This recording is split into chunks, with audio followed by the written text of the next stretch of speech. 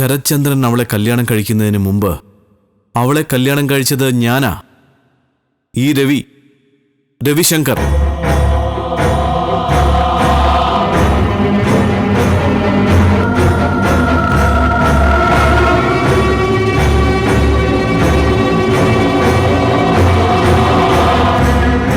താനവളെ കല്യാണം കഴിച്ചെന്നോ? എപ്പോ? എന്ന്? കഴിഞ്ഞ വർഷം, അതായത് 2017 സെപ്റ്റംബർ 10 കോവളത്തെ ഒരു ഹോട്ടൽ റൂമിൽ വെച്ച്.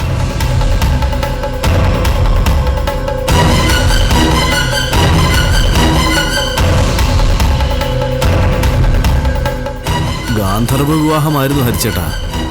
അതുകൊണ്ട് ആരെയും ക്ഷണിക്കാനും സൽക്കരിക്കാനും കഴിഞ്ഞില്ല. ഇപ്പൊ ഹരിച്ചേട്ടന് മനസ്സിലായില്ലേ, ഹരിത വല്ലവന്റെയും ഭാര്യയല്ല, എന്റെയാണെന്ന്? ഞാൻ വിശ്വസിക്കില്ല. താൻ പറയുന്നില്ല അതേപടി വിഴുങ്ങാൻ പമ്പര വിഡ്ഢിയൊന്നല്ല ഞാൻ. എന്നാൽ വേറൊരു സത്യം കൂടി ഞാൻ പറയാം. ഹരിത പ്രസവിച്ച കുഞ്ഞുണ്ടല്ലോ, അവന്റെ അച്ഛൻ ശരത്ചന്ദ്രനല്ല, രവിശങ്കറാണ്.